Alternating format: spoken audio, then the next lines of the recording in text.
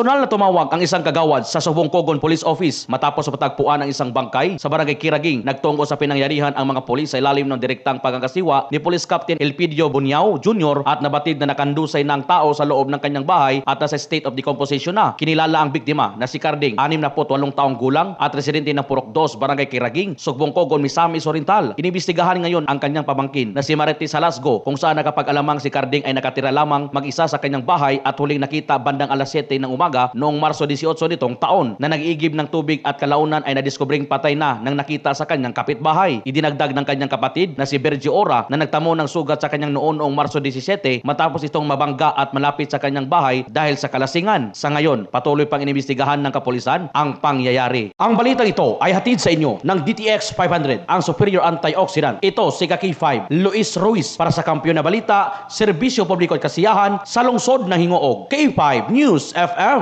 K5 News FM. News FM.